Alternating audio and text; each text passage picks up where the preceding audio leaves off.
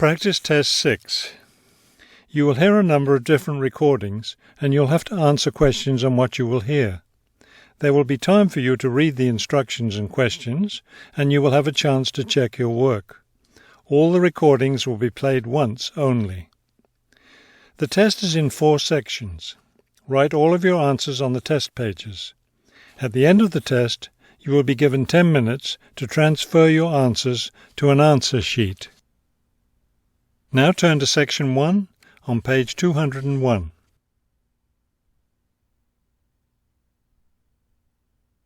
Section 1. You will hear a woman and a man talking about their work at a library. First, you have some time to look at questions 1 to 5 on page 201.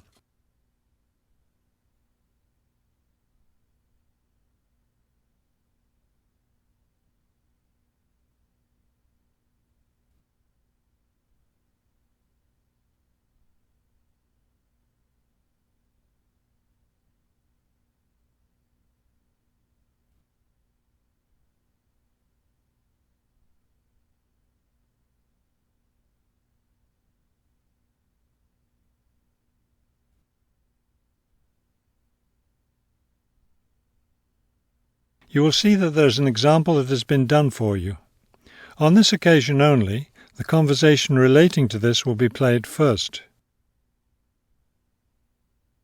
Hello, I'm Mrs. Phillips, the head librarian. You're the new library assistant, aren't you? Yes, I'm Robert Haskell, but please call me Bob. The woman introduces herself as the head librarian, Mrs. Phillips, so the name Mrs. Phillips has been written in. Now we shall begin. You should answer the questions as you listen, because you will not hear the recording a second time. Listen carefully and answer questions 1 to 5. Hello, I'm Mrs. Phillips, the head librarian. You're the new library assistant, aren't you? Yes, I'm Robert Haskell, but please call me Bob. All right, Bob. Let me take a few minutes to explain how the library works and what your duties will be. First, the library opens at 8:30 in the morning, so naturally we expect you to be here and ready to work by then. Of course. And you can go home at 4:30 when the library closes. Now, let me explain where everything's kept. It looks like here on the ground floor is where the reference books are. Yes, that's right. Up on the second floor is where the adult collection is, both fiction and non-fiction. And the children's books are there too, aren't they? I thought I saw them in the room by the stairway. No, those are magazines and newspapers for adults. Children's books are up one more flight on the 3rd floor. We'll take a look at them later. Let me show you how we organize our work. Do you see that brown book cart over there? The one by the door? Yes, that one. Those books have been checked in and need to go back on the shelves. Okay, so the brown book cart has books to reshelve. What about this black cart by the desk? Those books have torn pages or damaged covers. They're all books that need to be repaired. Okay, I know how to do a lot of that. I'm pretty good at mending torn pages and covers. That's great, because we really need help with that. And that white cart in the corner, what are those books for? Those are old books that we've taken off the shelves to make room for new ones. We sell them as used books to raise money for the library. So they're all ready to sell? Yes, that's right. So now you know what to do with the books in the carts. Let's talk about our activities schedule. Before you hear the rest of the conversation, you have some time to look at questions 6 to 10 on page 201.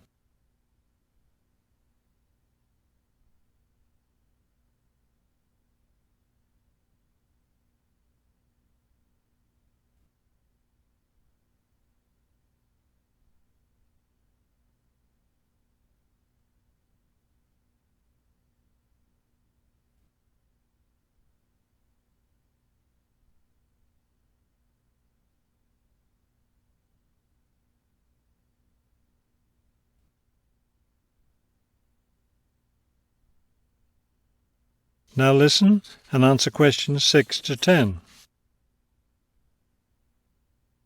I understand this library has a number of interesting activities every week. Yes, our activities are quite popular.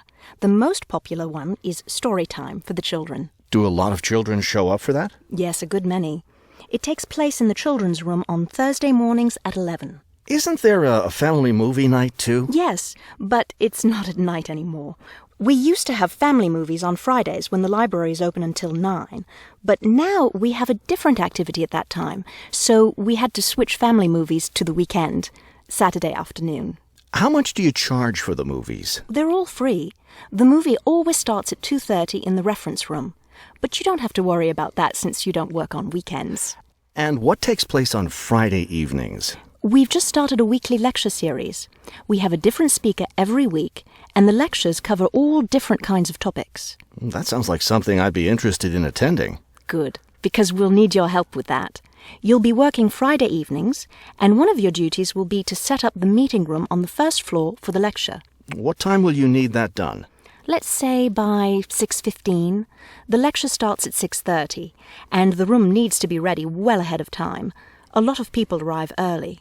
Maybe I should have the room ready by 6? That wouldn't be a bad idea. Okay, why don't I take you upstairs and show you the rest of the collection? That is the end of Section 1. You now have half a minute to check your answers.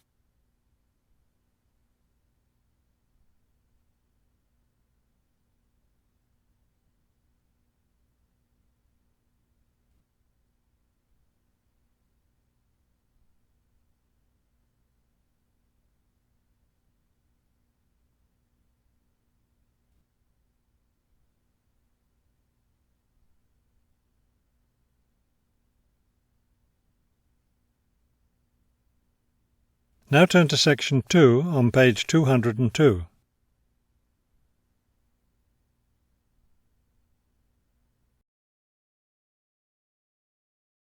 Section 2. You will hear a radio interview about a lakeside resort. First, you have some time to look at questions 11 to 15 on page 202.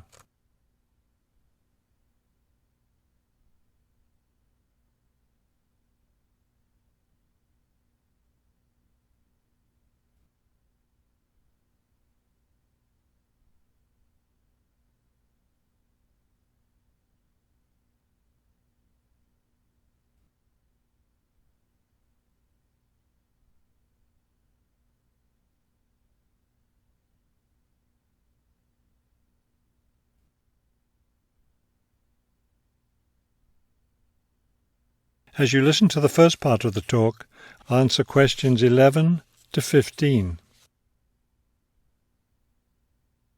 Good afternoon, and welcome to today's show. The warm months are with us, and many of you are getting ready to plan vacation trips. To help you with that, we have a special guest today, Robert Sampson, director of the Golden Lake Resort. Robert, I understand Golden Lake is a popular place for families to spend their vacations. Yes, families enjoy spending time at Golden Lake. Many come back year after year. We have a spectacular location and fun activities for both children and adults. Could you describe for us some of the activities available at Golden Lake? We have a lot of water activities, of course, since we're right on the lake. We have a pleasant sandy beach for swimming. We also have canoes and sailboats available, and many of our guests enjoy boating on the lake. I imagine water skiing would be popular among your guests. Actually, we don't permit water skiing in the resort area. It can be dangerous for swimmers and for the canoeists too. We do have a great location for fishing, though, and you'll often see guests fishing from our dock or from the canoes. That sounds very relaxing. What about activities on land? Do you have facilities for tennis? We had tennis in the past, but the courts fell out of repair, and since we found that most of our guests weren't interested in the game, we closed the courts down. So that's no longer an option. And naturally, because of our location in the woods, we don't have an adequate area for a golf course. But I'd like to let your listeners know that we'll be adding a new activity this year. We've made an arrangement with the local stable, so now we're going to have horseback riding available for our guests. We've created several riding trails around the lake. That sounds lovely. Now, what about rainy days? What can your guests do when the weather's bad? We have a games room and a crafts room. When the weather's rainy, some of our very talented staff members offer arts and crafts classes for all ages. What fun! Do you offer any other classes or activities? Before you hear the rest of the talk, you have some time to look at questions 16 to 20 on page 202.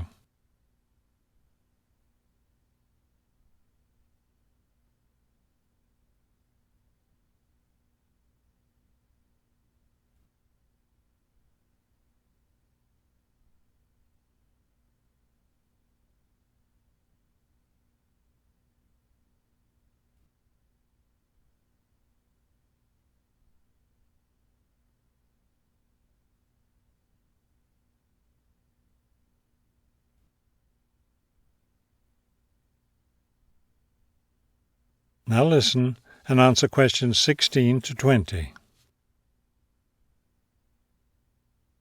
We have a weekly schedule of evening activities which anyone can attend if they choose.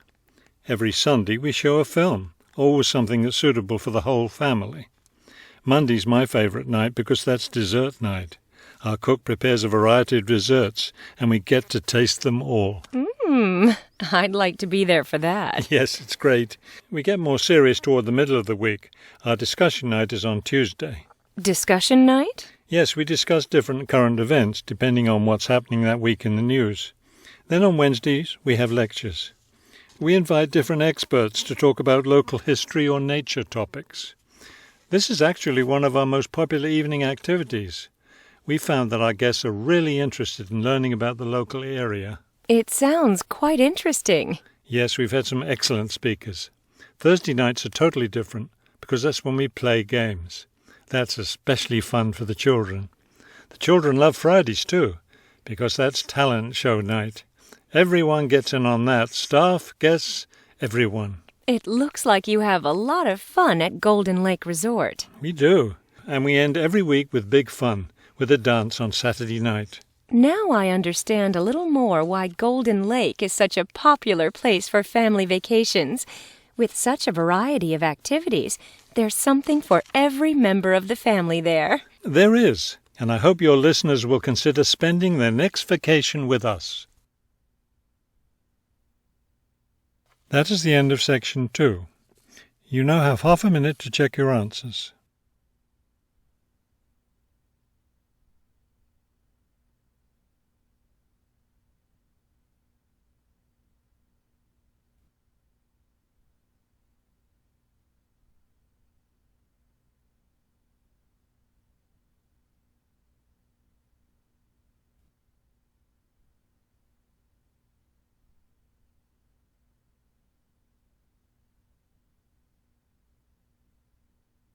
Now turn to section 3 on page 203.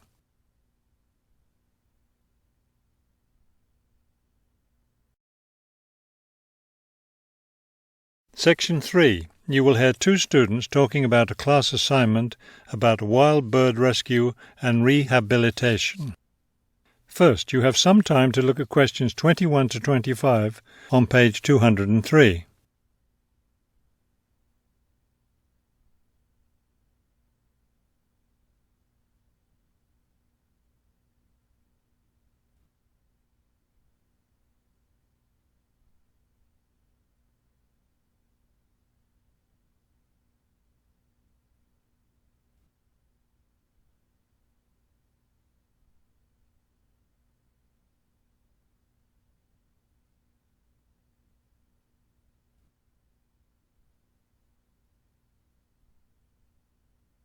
As you listen to the first part of the conversation, answer questions 21 to 25.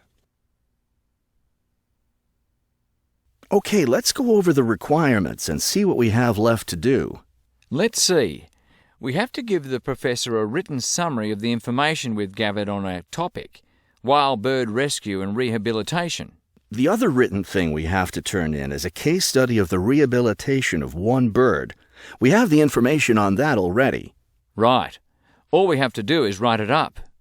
What about charts and graphs? Do we need to include something like that? I don't think so. They aren't really relevant, but we do have to turn in a list of the resources we used. Naturally. What about videos?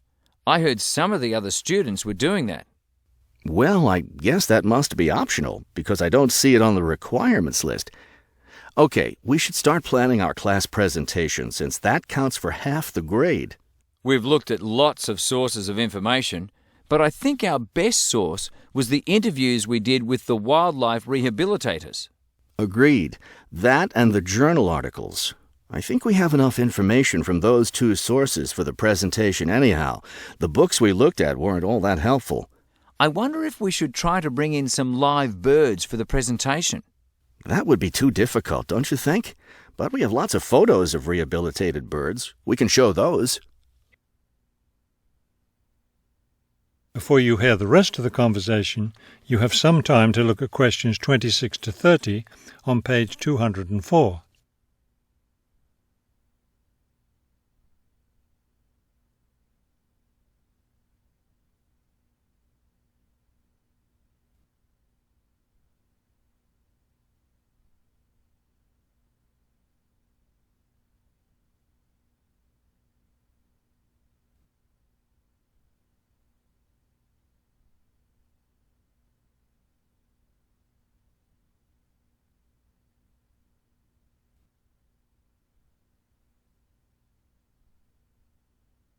Now listen and answer questions 26 to 30.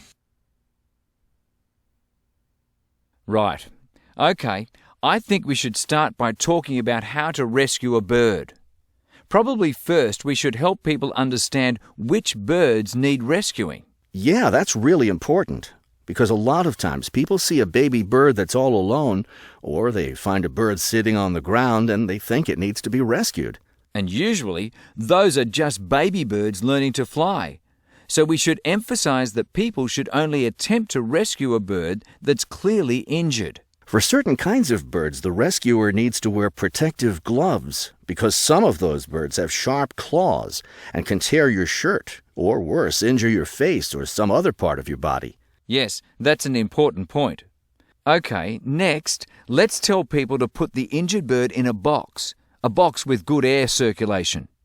We should let them know that a cage isn't necessary, and a bag, especially a plastic one, could hurt the bird more. Another thing we need to say is that the best way to help the bird stay calm is not by petting it or talking to it, but by leaving it completely alone. Then people should take the bird to the bird rescue center as soon as possible.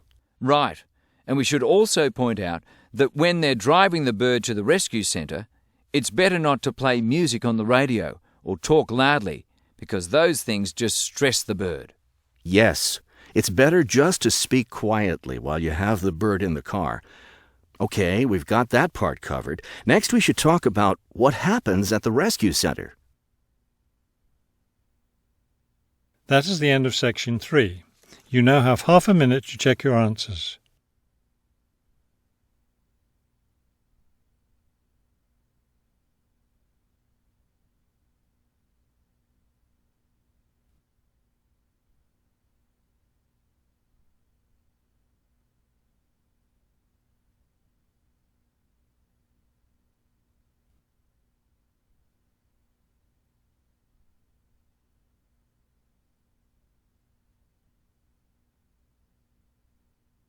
Now turn to section 4 on page 204.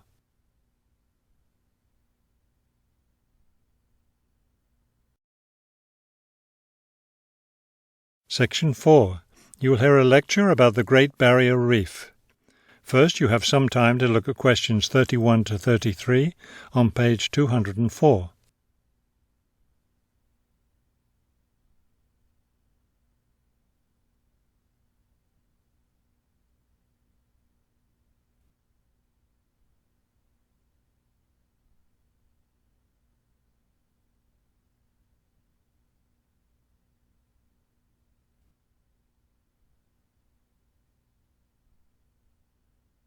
Now listen carefully and answer questions 31 to 33. Despite its name, the Great Barrier Reef isn't just one large coral reef. Rather, it's a system of coral reefs that stretches along the east coast of Australia, covering an area of around 300,000 square kilometres. The Great Barrier Reef is composed of approximately 3,000 individual reefs, which range in size from 1 hectare to more than 10,000 hectares each. In addition, around 600 islands are scattered throughout the area, particularly at the northern and southern ends. The reefs themselves are composed of over 400 different kinds of coral, the largest variety of corals found anywhere in the world. Before you hear the rest of the talk, you have some time to look at questions 34 to 40 on page 205.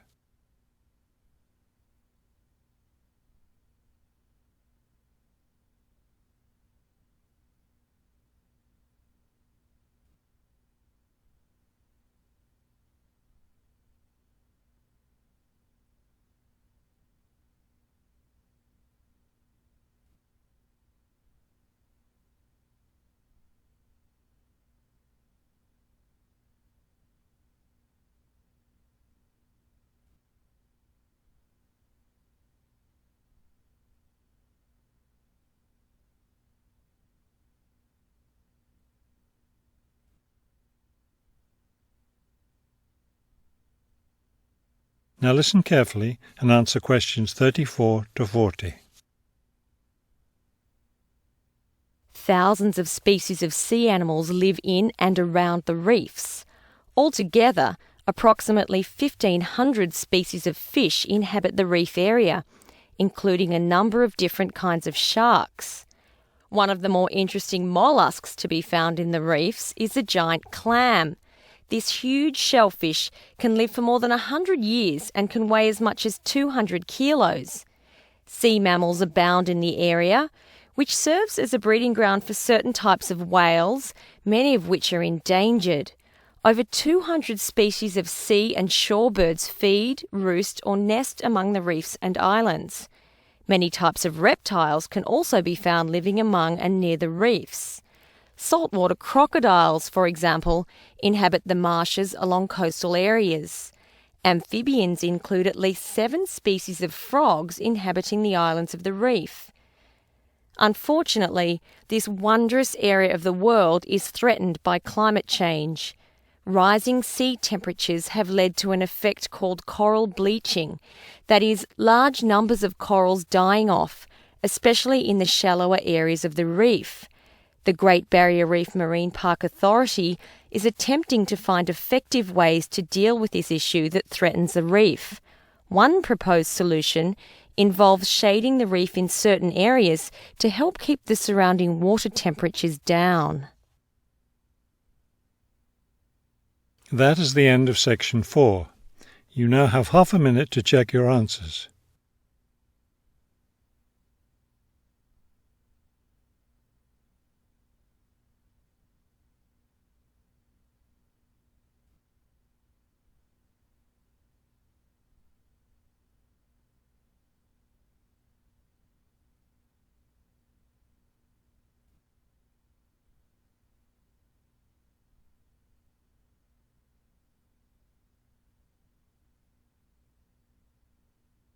You will now have 10 minutes to transfer your answers to the listening answer sheet.